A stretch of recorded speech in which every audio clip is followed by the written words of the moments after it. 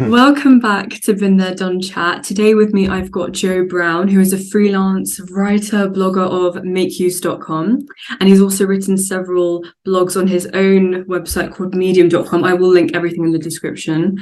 So how are you today, Joe? I'm doing very well, thank you. Thanks for having me on. Thanks for being on. I think one of my favourite blogs of yours on medium.com was how to stop procrastinating and living in a distraction-free world, because I think it's so vital in this stage. It's something I also feel really strongly about. So I'd love to have a chat with you about that today. We know each other through Billy Baker as well, don't we? We do. So episode 2, is it? Episode 2, yeah. Money. Episode 2, so go check that out. Yeah, definitely. I wanted to talk to you about all things social media, the digital world, phones, and how that kind of links to procrastination and a reduction in productivity and everything like that. So if you want to just start, what was your life like before social media and your phone, and what age did you kind of get into all of that? Yeah, so I remember getting my very first tablet. I was about 9 years old. And I think for our generation, we grew up just as it was beginning to emerge, the digital world and kind of the changing world that we're seeing now. And for me, I have got two categories of childhood, really, which kind of overlap slightly, but you've got a non-digital and a digital. But the difference is between them, because now we're at a time where the upcoming generation are just exposed to the digital media. Mm-hmm. And I think that presents quite a lot of problems, and I'm quite worried. Yeah, I'm quite for sure. worried because I can say some things that I know have happened, even though it's a long time ago. I can instantly say that attention span, as for all of us, is going to shorten. Especially with TikTok that's come around. Yes. I think with me as well, like you said as well, we were kind of the last generation who, up until a certain age, we didn't grow up with social media or, phones or things like that. I think my first ever kind of digital thing was the iPod Nano. Do you remember that? With our music. Yes. I got that when I was about 9 or 10, I think, just to listen to Lady Gaga and stuff when I was younger.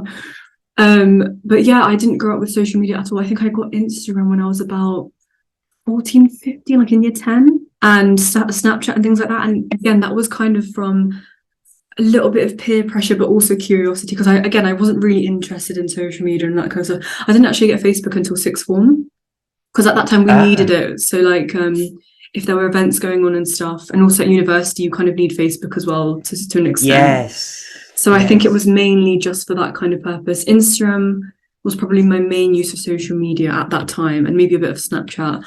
But yeah, it's had we'll talk about it in the topics that through your blog and everything. But yeah, so many negative things. Like, for example, like you said, attention span is a huge one. Yes. Things like routine, because it gets in the way. Like, it takes up so much of your time.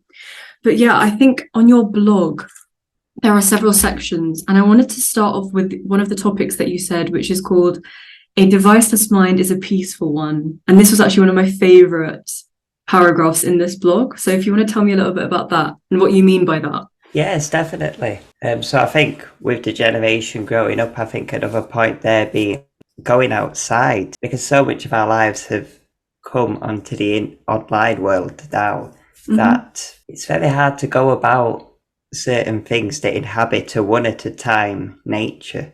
So things of a one at a time nature might be reading a book, might be anything where you just feel involved in the activity and you just feel presence. It can even be a train ride, a long walk. But with the digital world, as we've just discussed, and it's only getting worse, I'm afraid, short-term and snappy media is directly linked. There are mental health studies showing, but we wonder why we're living in a world with increased stress and anxiety and these array of mental health problems. And not to give a direct cause, but certainly the short and snappy media on phones, devices, TikTok, YouTube Shorts, they're following on the same pattern. Yeah. Kind of all of the short term, it's not really designed for our minds evolutionary either. when you Mm, think of it, where we didn't have these devices, we were mm. gradually transitioning between one environment and another. But now we have the ability to pick up something which has multiple domains of our lives, Yeah, whether it's shopping, messages with friends, all within seconds of each other. yeah. And for our minds, it's overwhelming, Do you think and we we rely just on it lose too touch. much as well? So, for example, in before we had phones, if, for example, this is such a random example, but if we went supermarket shopping, we'd write down a list, or if we didn't write down a list, we'd just retain the memory, right? But now, because we've got Yeah, our phones, we can just type everything on there, and we kind of don't use our brains as much because our phones does so much. And even things like, you know, if you're typing your laptop, spell checker just does things for you. Like, you don't bother to kind of, do you know what I mean? You use your yes, brain less because it's yes. so much digitization and technological advances that work for us in a lot of ways as well. Well, yes, this is the thing. I mean, as humans, we're designed to take the easy path, We look for and comfort, don't we? yeah, Rather than like a it's challenge. inherent. It's not a personality trait. It's Mm, inherent things in humans, and we see it in our society. But we just automatically, our brains tend to choose the easiest option. yeah, And when it comes to phones and devices, if there's a quicker way to do it, we're going to inevitably do it. If you can no, for order your shopping sure. online, who needs to go out and? No, But so true. for me, that comes with a cost, and I think the cost that it comes at is very important, No, for which sure. is losing a sense of presence and authenticity Yeah, about the things that we do. I think even with the typing example and writing notes, there have been studies which have shown the typing versus the typing versus written note taking. The increased brain activity with written notes is correlated with better memory yeah, retention. 100%. I think also with it comes into revision, doesn't it? I find, I mean, everyone's different, but for me personally, if I'm writing something down, like you said, you retain it more because you're actually writing each individual letter. Whereas when you're typing, it's just, tapping each one away and it does it for you again. I think also with the not feeling presence thing, I've always had a rule that I will, when I'm with friends or family, because I remember when I was in year 7 and I first got my black recurve or whatever it was, me and my friend at tenor, we used to walk home together. And a lot of the time, I would never do this now, it's so rude, but I would literally just be on my phone while they were talking to me. And it's not very nice, is it? I mean, it's first as rude to the other person. Second of all, I'm not actually being present with her, at the time. And so whenever I'm in a professional setting, you'll never see my phone. It's always pressed over on the table, or maybe it might not be there if I'm at dinner. So for example, if I'm going for dinner with my friends, obviously I'll take videos of the food or whatever, then straight put my phone down and be present there. At home, if I'm eating dinner with my family, you will never see my phone at the table. Like, I want to be present as I can be.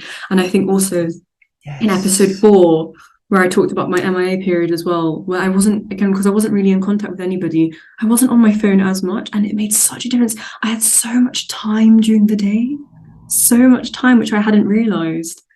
And I felt, more present. And it's better for your brain and nice for your eyes as well, because you're not staring at a screen all the time. You don't get eye Yes, ache. definitely. I mean, I find it fascinating. One of the fascinating things is having a narrow stream of viewpoint. So if you're looking at your phone, this has been linked to internal feelings as well and Mm, well-being, because when we use our peripheral vision, such as when we go out on a walk, yeah, it's psychologically linked to feelings of safety. So if you're viewing very wide and very, bus rides, train yeah. rides, going out on walks, we wonder why the best ideas and the feelings of comfort and reduced stress come at these Hmm. times. And there's no coincidence. No, of course not. There's no coincidence there. It's the science which is there, but we don't perhaps comprehend, because these apps and so on are designed so much to get our attention. Yeah. It's like we're almost a product. No, literally. um, I think it's also very important when you do go on walks, or if you need to run an errand, when you're on the street, don't look at your phone. take in the environment around you, look around, get that fresh air, feel that full-on presence. It's so refreshing. Because I go on daily walks and I'll usually listen to a podcast, but I have a rule to myself. I'm like, don't use your phone in public, unless like, I'm looking for a direction on how to go home or whatever, but keep it in your pocket and just look around you, very, very, very important. But yeah, if we move on to the next topic in the blog, which is falsely busy. These are very good titles, by the way. I really like, because they're, makes you want to read about them, and it's really nice way of summing it up. Thank you very much. Yeah. So yeah, falsely busy. Do you want to tell me a bit about that? Falsely busy, yes. It's got quite a strong link to, just as we was previously mentioning, actually. We have the idea that busyness can be, I think the idea of being busy can be a useful and productive feeling and concept, but it can also be a very negative one as well. Yeah. It's, being too much busy. I think it's getting this idea of being too busy is related to stress, anxiety.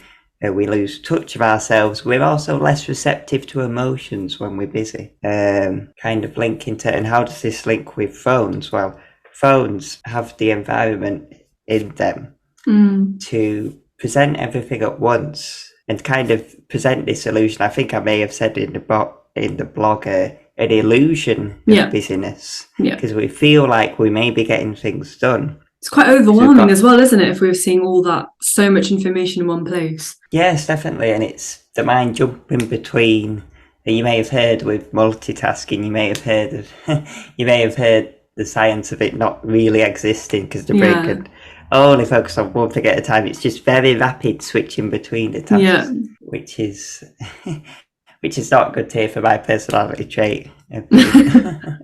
Touching on what we said before, where we were one of the last generations to, grow up in the real world. Like, I was outside playing with mud and tying worms up in knots. Do you know what I mean? Oh, well.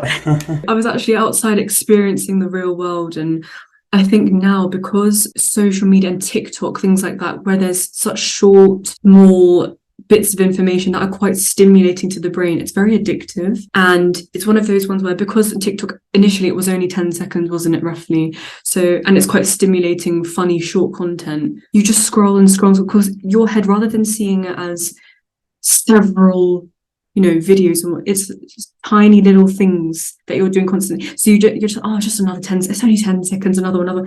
Before you know it, you've been on there for about 2-3 hours. It's crazy. Yes, and you lose sense of time. No, yeah. Because I found recently, this is kind of anecdotal rather than scientific, but I found recently that when you feel, if you're feeling to be busy and you've got that rush frame of mind, especially on phones with things scrolling fastly going, you feel like a lot's being done. Yeah. But the reverse is true. It's when you slow down that the time goes slower and you get more done. So true. Like in my MA period, where I wasn't really looking through social media or my friends that often, it was crazy how much time I had. It was crazy. And I thought, oh my God, what's going on? And then when I came out of MIA, when I went back to that kind of stuff, the time that I had seemed like it reduced. But because I spent all that extra time back on social media, it's crazy how much time it takes, because you don't even realise. You were mentioning as well before we started the Zoom about a little app that you downloaded. Tell us about that, about time management. So there is a fantastic app which I use, which can really help to give space in the day, give allocated space in the day to process notifications and to give intentional time towards your phone and not accidental time. Yes, it's called Help Me Focus. Help Me Focus. I'll link that in the description. That would be great. Yeah. Yes, there's similar applications too, but essentially what the application is a notification blocker that compiles your notifications in set time regions. So you can put it as a set time region, or you can toggle on and off the different categories of apps. So it would compile your notifications for you to review at a later date, so you can go through them just in one period, rather than having that distraction all the way through the day and then wondering why you get to the end of the day and none of your key priorities have done. because you've Yeah. messaged so and so, and then this has come up in a new video and a new this and a new that. No, for sure. One thing I wanted to talk about as well is the huge reduction in productivity or motivation, or like you said, things that you need to get done, because your brain finds the social media and the constant scrolling very stimulating. You'd rather do that than what you need to do. So for example, growing up, I told you I joined social media when I was in year 10 or whatever. Year 7 to year 10, I really want to go back to that stage. I'm trying to train myself to go back. I would wake up every single day without an alarm at 6 a.m. I just didn't need an alarm. Sometimes it'd be earlier. My friends thought I was a freak. That's impressive.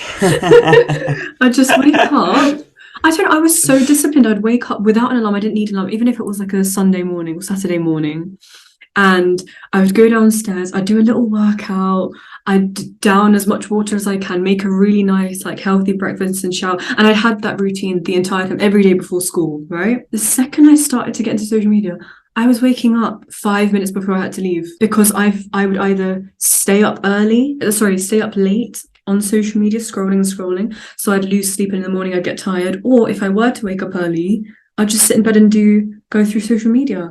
And it took out, like, what I was doing before it made me productive. I was happier before social media, definitely happier, because I think a lot of the time, we can talk about this as well. You mentioned mental health and the increase of anxiety and depression and things because of social media. I think that also comes from the fact that obviously there's self-esteem issues. So you can compare yourself to people online on how they look when they don't even look like that in real life, because you don't know what's real or not, because you've got Photoshop and things. But then also there's this sense of, like you said, with the falsely busy, that also kind of links into, when you see people in their stories having fun or going out to places, it gives a false sense of what their life is like in real life. So I remember a few summers ago, if I wasn't having as much of a fun summer as somebody else, I would feel really rubbish inside. Look at this person, they're going on all these holidays, or they've got all these friends, but I want to do that too. And you never know if they're actually happy in real life. It gives us such a false sense of reality on either end, because you could portray yourself as being so happy, because again, you're only showing the good parts of you. Yes, and you think everyone's perfect when they're not. Yes, I do I do believe the name social media is quite ironic. Yeah, it's true. I mean, it's we can talk about this at the end about the good stuff, but majority of the time it is a lot of, comparing and, like you said, not being present, reduction of productivity, things like that. But yeah. Yes, I think that one thing I'd like to ask the audience, for instance, just to go back and think to yourself, when was the last time that you scrolled through Facebook or Instagram and remained present and actually had a sense of, and like a linked question being as well, because people can say, it's my downtime. And now I think what one important thing is to not confuse downtime with social media time, because I think downtime is important. We all need breaks. This isn't to say go and be productive at 24/7, but in those important breaks, it's how we spend the downtime. How do you define downtime? I guess time not being linking back to the busyness. If it's working on an essay, if you're a student, if it's anything that requires lots of energy, concentration, that tuning off period. So to spend that time scrolling, for instance, as an energy to regain your energy. Another linked question is, again, when I don't think I've ever come off Facebook. If I'm feeling a bit low energy, in need of an energy refresher, I don't think I have ever been on Facebook and come off it and felt more energy than I did when I started. So I see what you mean. Yeah.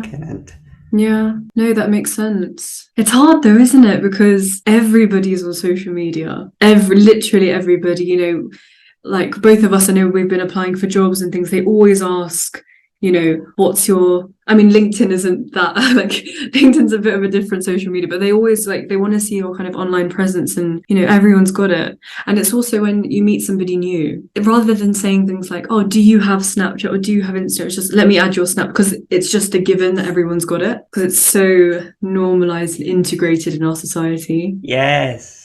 And then if they don't, it's like, oh, you do not have such and such. Oh. Yeah, literally. It's like my last episode when we were talking about drinking, where it's so like it's a thing at university. But obviously, you didn't drink at uni, did you? And this is coming off topic a little bit, but having that kind of lack of wanting to give in to what other people want. So if you want social media, have it. If you don't, whatever. If you think it's benefiting you in a certain ways, like I know it does benefit me in a lot of ways, but also some ways it doesn't. So I need to take breaks. It's important to take breaks for sure. But yeah. Yes, definitely. I think yes, with the breaks as well, with the falsely busy topic of going. They say even a 10-minute walk is enough to completely. You could be at the lowest. You could be at the lowest energy level. Even a 10-minute walk is all it takes. Yeah. They say. Because it's also fresh air, isn't it? It's fresh air. It's nice. Well, I think there's the quite alarming concept as well of we're designed as well evolutionary to be active beings. So yes,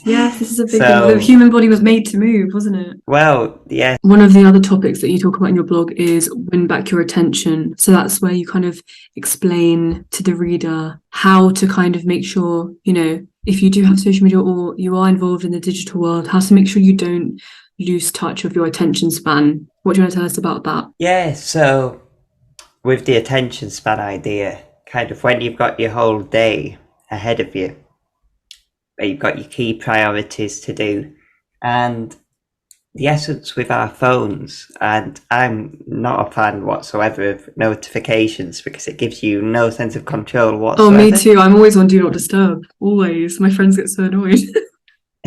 Always on Do Not Disturb. Yes, thinking about the emails, really, it's really emails, just junk emails that can be equally, that can be the most kind of junk emails, notifications about just stuff that doesn't really require your immediate attention. It might be admin related things as well regarding emails. I mean, the obvious tip for that is unsubscribe to as much junk as you can. Yeah. It's the obvious one there. But it makes such a difference. These details are so small, but you're signing up for places. Yeah, don't tick. They often get you these days, don't they, by having the tick box.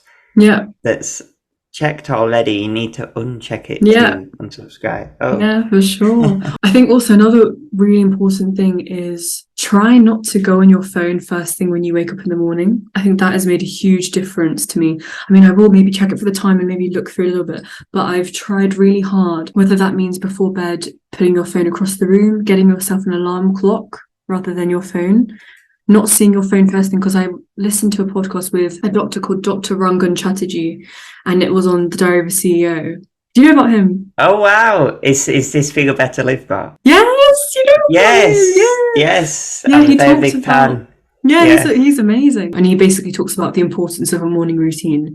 And so, if you do go on your phone and you see either an email or that kind of stresses you out or anything online, and basically a build-up can lead to stress and anxiety in the mornings. So I listened to that and he said that he doesn't go on his phone first thing in the morning. He'll go downstairs, do a workout, make his coffee, whatever. But it makes you more productive, because if you do, for example, use your alarm on your phone in the morning, you are tempted to kind of, start to go through social media before you even got out of bed. Well, you've been in there.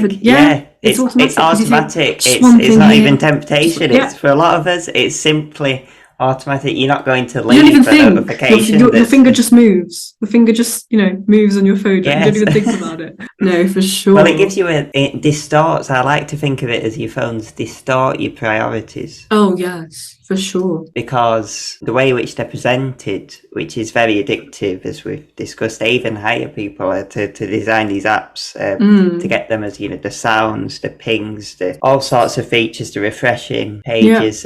The kind of all the features built in, designed to create a false sense of urgency for things which can well be done. Yeah. We can go through the day and realise why our key priorities haven't been done. No, for sure. I forgot to mention it earlier as well with my routine. in school, I was, oh my gosh, from year 7 to year 9, basically, when I didn't have social media, I would do every single piece of homework on the day it was set, whether it was a 25-mark essay or like a, a little tiny paragraph that I had to write in German, whatever it was, I would do it the day it was set. Sometimes if I was feeling a little bit, on it, I would do the work on the lunchtime as soon as it was set, like before, so that when I get home, because my priority was get everything out the way so I can relax and chill. But what's happened with social media and the digital world is because that's more stimulating, you go for that, you think, I can just do that later. And then what you do when you do taking the easy route, and then when you do get to finish that piece of work, you're not putting as much time or effort in, because again, you've left it to the last minute a little bit, which again ties into procrastination, which is what the blog is about, and you don't perform to the best of your ability. So I know this is quite a huge connotation, but it can lead to a reduction in, you reaching your full potential in a way. Oh, 100%. Yeah. 100%. I think as well, morning routines and evening routines too, two important parts of the day. Important. With even towards the evening, having lots of information fed to your brain, you think there's scientific reasons behind this, but you think that your day has been processing information all of the day, so that by the time you get to night time, and this links to why you have deep conversations at night, they often come at night because the brain's being focused on multiple variables in the day. Why did they come at you get into a deep conversation, you keep going at night. So our brains are designed to wind down at night, and yet most of us fall for that habit. It's phones on the bedside table, you pick it up and there we go, and it's automatic yet again. But no, I follow Dr. Karinar on TikTok, and he always talks about how you should never ever ever, and also it's like a genuine fact, where you shouldn't go on your phone about 1 to 2 hours before bed, because it's so stimulating, it stimulates your brain and it makes you stay awake. And your wind down time should be no digital form, so it should consist of things like reading a book, whatever it is, relaxing completely before bed, because it is so, even if you think it's just a couple of TikTok videos or whatever, it is so stimulating to the brain, keeps you alert when you're not meant to be alert, or it keeps you distracted when you're meant to be focusing on something else. So it's very important to not have it, not go on social media or on your phone in the first hour or two of the day, and also the last 2 hours of your day, just to kind of get into the vibe of the morning and the day, and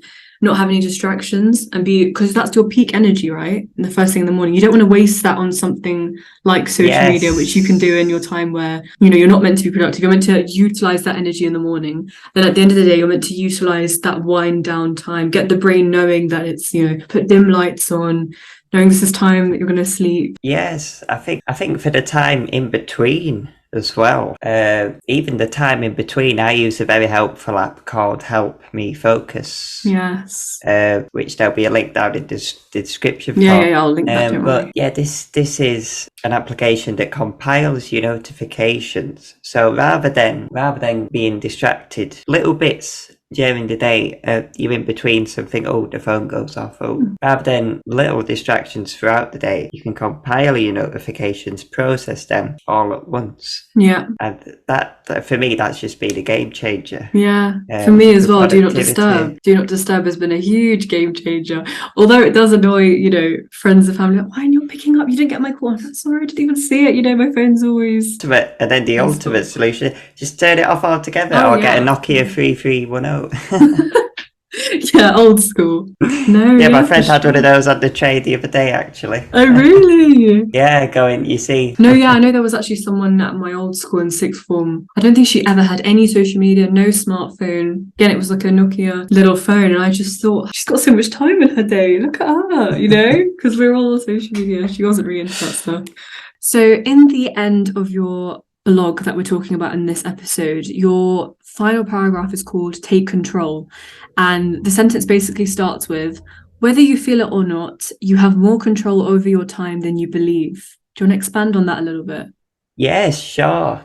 So I believe that when we're on our phones, it's about you controlling your phone rather than your phone controlling you. That's very strong, that's very strong. So that is, I was trying to because it does take quite a big control of our life, doesn't it? When in actual sense, And in actual reality, I mean, we've bought our phones, we're in control of it. It didn't buy us. And the fact that it does take up so much time, we have to keep reminding ourselves, no, do you know what? We're in control. Don't make excuses for the phone a little bit, you know? It can also lead to anxiety in a sense of basically a lot of your confidence comes from being able to trust yourself. So what I mean by that is if you tell yourself you're going to do something and you do it, you build up a sense of trust. So for example, you know, when you meet up with somebody and every single time they're late, for example, you're going to meet at 3, every single time they come at 3:30. After a long time, you start to lose trust in them, right? You think, even though we're going to meet at 3 this time, I know that they're going to come at 3:30, so you might as well. With social media, because it does take up so much of our time, and you tell yourself, like this has happened to me so many times this week, I've told myself, I'm going to wake up and do a Pilates workout, for example. But what I've done is I've spent a lot of time on my phone in the morning, and I then don't have time to do the Pilates, but I'd rather do the social media when actually I'd rather do Pilates. And when you tell yourself constantly, like, I'm going to wake up and do Pilates, but you haven't done it because you're spending time on your phone, you lose that sense of trust in yourself. No, it makes complete sense. Yeah. It makes complete sense. I think sometimes it only hits us in retrospect. For sure. It's only the retrospective view where you realise, where it kind of just hits you that hang on, like this really truly important thing, it might be one of your hobbies, whatever it is, has been put off by temporary digital world. And again, it's this idea of presence, because when you're viewing things, it's only afterwards when you're not on your phone that it clocks in. And whatever it is, whatever passions you've got, whatever hobbies it is. If we briefly talk about 2 of the other topics that you talk about in your blog, which is the Great Division and change the environment, do you want to briefly sum those up for me? Because I think we did touch on it here and there in previous topics that we've discussed. But if you want to, give a brief summary about those 2. Yeah, so I think with the Great Division, I think a lot of the digital world is made for our convenience, a bit like we were saying earlier. We take the easy option, and that's kind of the default. And if the ability's there online, well, why get up and go do the shopping when you can do it right there on your phone, or book an event, or do job search, whatever it might be. It's become so easy, hasn't it?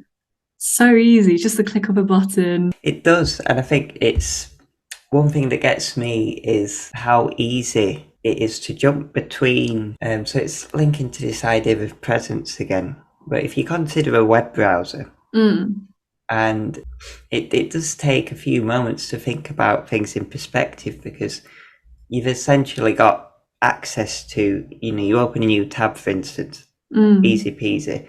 You've got access to millions and billions of pages on the web, right there at your fingertips, less than a second. And then again, the next tab and the next tab, and it can be a new window. There might be an Amazon tab, Gmail tab. You've got so many different domains of your life just scattered on there. And it's kind of, once we've got, it's like a false sense of busyness again, when in reality it's just overwhelming for your brain. But on the other hand, there are a few practical tips that I can share. If you are using please. If you are using a laptop, you may know, as in addition to creating, so it's all about being more intentional with your time to create that presence, which of course, presence linked with more internal feelings of self and away from all the negative busy connotations. So to be more intentional online, in better laptops, so in Windows, you can hold the Windows key and tab, I believe, you can open a new desktop. Gives you the option to create multiple desktops, so you could have one, call it admin, have another one called social, there you can have messages, so that your mind can focus on one thing at a time. That's a very good tip, actually. I might implement that myself. It's been something that I've found very, very helpful. Yeah. Because your mind is designed to only be in one, your mind frame is in one condition. You realise, here's a nice little experiment for everyone listening. You'll know that if you've written an essay,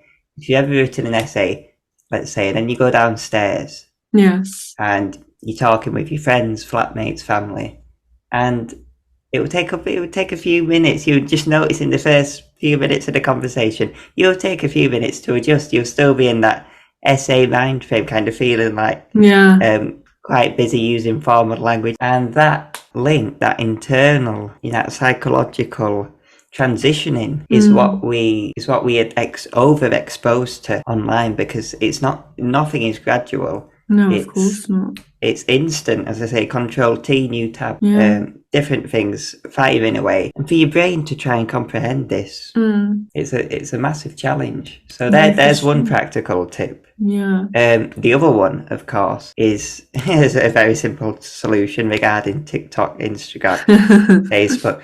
Use these tools less. It sounds obvious, but they just try it. It might feel like you're doing, psychologically, your brain may feel like you're doing something. Oh, well, it doesn't feel right to do it, but, they're designed to be addictive. To basically dedicate a certain period of time to social media. Yes, or just the limiting of scrolling. It's being present again. It's scrolling, but a lot of people have. With Instagram, a lot of people have, for instance, with quitting, like this fear of missing out. I won't see. So much FOMO. I've only started to slowly get out of that now, whether that's in the real world and presence or whether that is on social media. I do feel a sense of FOMO. So even when I did go MIA and I wasn't really on social media that much, I didn't feel strong enough to delete it altogether. I just wouldn't go on it. Yes. Because I had that sense of FOMO, like, what if I do need, And I think the ironic thing is what people don't quite get is that the wider picture of things is through doing that, the actual fear of missing out is by what you're actually missing out on is not having the social media and living real life. Yeah. And that becomes it's like this oppositional effect. For sure. That you only realise when you use. I mean, I haven't completely quit Instagram, but I use it a lot less than I did. Yeah. Do you find the excitement has kind of gone as well? Maybe before it was more stimulating, but now it isn't as much, or do you think the problem's got worse? I mean, it is an individual case-by-case basis, but what do you find for yourself? Yeah, I mean, certain apps have their peaks and troughs, don't they? Yeah. I think Be Real is one of the better options kind of coming into because it kind of links into being present a little bit as well, and it's also it tells you when to take a photo, right? You get a notification of Be Real, you don't go on it to yourself, you go on it when you get that notification. And I like how it's not like, I like how you can't like anything, you can just comment and react with your face. That's kind of nice, because again, that plays into a lot of mental health problems. People actually get really, really upset when they don't get a certain number of likes or wherever. But I like that B-Roll doesn't have that. Honestly, I'm so grateful that we weren't brought up completely in that generation, because obviously we joined social media and got phones when we were early teenagers, mid-teens. And I can't, like, there's people as young as, I was on TikTok the other day, and there was a year 6 girl talking about, is her bag okay for year 7 that I'm starting in, etc. And I thought, God, she's like 10, 11, how, like... Yes, and I think the big thing as well with attention spans. Oh, yes. For instance, my mum's a teacher, and a lot of the children, she'll tell me about a lot of the children, she'll be explaining concepts, but that ability to sustain the attention, it's less and less. Like, no, of course. not to say kids are getting dumber and dumber, but it's the attention span. That focus. I can see a huge difference from my attention span in primary school to secondary school. Primary school, I was so attentive in subjects I was interested in, so attentive, and then you come to school and it just goes away because of social media. It's crazy. I just can't even imagine, like, the mental health effects. Of course it affects all of us mentally or whatever it is, but when you're so vulnerable and so young, where you're so easily influenced, it's crazy. And it's hard to monitor what your children are actually watching on social media these days as well. It's crazy. I'm very grateful that we didn't grow up in all that world, and I don't like seeing babies with an iPad, but then again, it is so stimulating. I don't blame the parents. It is stimulating. It stops them crying or whatever it is. I think it's going to be very interesting future going ahead. I think what we can do though as a generation, and even for younger generations, there is there is a positive side with long form media as well, and kind of other practicalities. But for instance, like watching films, longer form, when we was talking about attention spans, having that focused one at a time nature Yes. about doing things, way back at the beginning when I mentioned, can take form in films, audiobooks, podcasts. There are a lot of plus sides with the digital world. Oh, of course. I mean, obviously the main one is connecting with people that you don't see as often, or, like a lot of my family live in either India or in America, and I'm able to connect with them through social media. So many of my friends, now that we've left university, they're all over the country. I can talk to them. That is a huge plus, I think, being able to. So yeah, it is called social media. So you are able to kind of stay in touch with people that you don't see as often. Like me and one of my best friends, I don't think we've seen each other the entire of 2022, which is crazy. Oh no, we did see each other once, but we talk every day, and I still have that sense of connection with her via social media, which is so special. Another thing is really random, but memes and funny skits and everything. Yes, it's the best thing. Honestly, it's my favorite thing of this generation. My favorite. It's little sketches. Like, everyone's so funny. It makes me. I mean, I love people anyway, but digital and social media just also kind of shows the creativity of our generation and everybody. Yes, and I think beyond. I think if we're talking about the memes in the last 3 years, perhaps beyond creative, such that you show a new person being asleep for 10 years and literally comes into our generation. They just kind of think, what is that? What is going on? Gen Z humour. Oh, I just love people so much. They're so funny, so creative, so funny. So it does keep that sense of creativity alive. Yes, I think memes give a sense of connection as well. So it brings everyone together, doesn't it? In a funny, just in a little photo or a little funny video, it brings everyone together. It's really nice. Also, knowledge. Do you know how much information? Obviously, you have to be careful of if the information you're intaking is correct or not. That I've gained from TikTok or YouTube or Instagram. So many things. I mean, we've got TED Talks, you've got doctors and dermatologists on TikTok that I follow and learn a lot from. So many different things, even just about the human body, life itself, so many things I've learned via social media. And because it's in such a stimulating form, it makes learning fun as well. Yes. So I think it's great. In fact, I have a little strategy of mine, because for me, like, my guilty pleasure is YouTube. So yes, I love YouTube, because you can get everything on there, can't you? But yes, definitely. But the knowledge available, there's an abundant. I could give an endless list of. You do love your like TED Talks and things, don't you? Oh, absolutely. And where the neuroscience knowledge is coming from in this episode may well be from YouTube. Yes. but yeah, one little habit I do to keep this balance, because I think it's all about balance. It's that.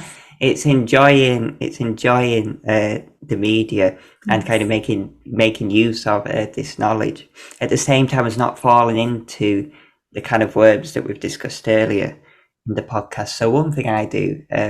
YouTube has got a set up feature for this, watch later. But I kind of like to be a bit more intentional. Create my own playlist, call it YouTube Catalog. Oh, lovely. And I'll categorize it. So unfortunately, you can't nest playlists in YouTube, which would be great if they did. But I'm sure it will come soon. Maybe in the future. I'm sure it will come. Yeah. Just like you can nest folders, but. To kind of categorize them, YouTube catalog, one playlist with like knowledge, one with memes or whatever, just to watch funny stuff. Whatever mood you're feeling in. That.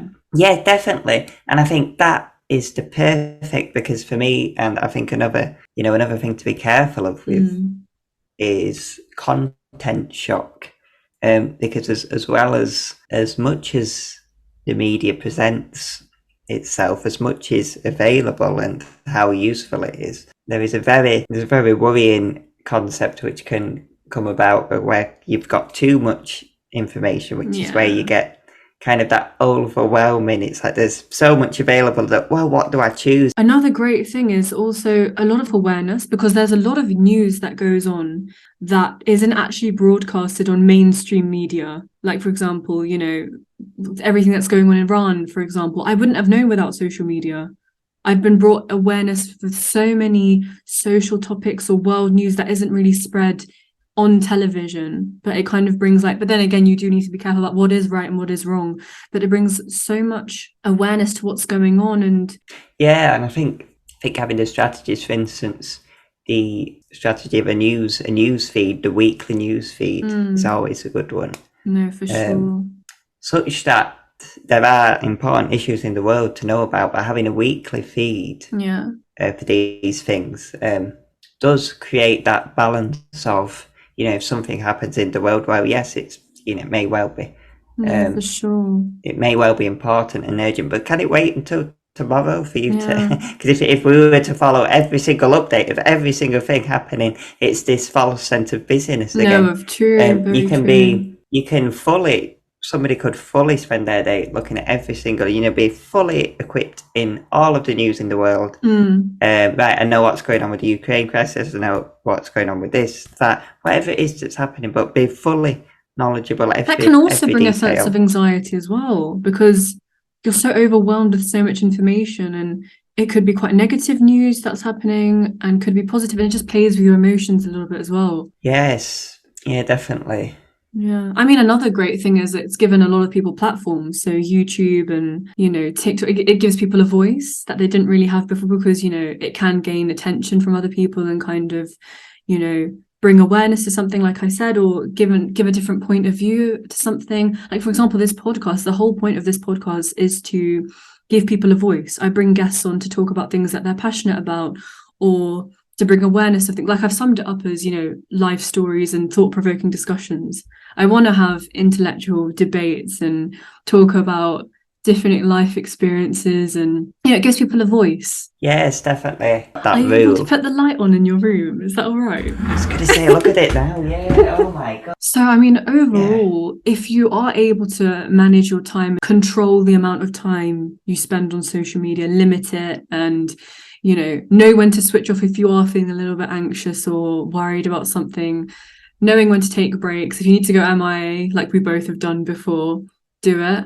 I think that social media is a great thing, amazing thing. It gives people a voice, all of that stuff. It's great. Yeah, I think as we've discussed the benefits, I think there's one important rule to bear in mind, to use any digital media productively. Just having the rule in mind of being the controller of your phone and not letting your phone control you.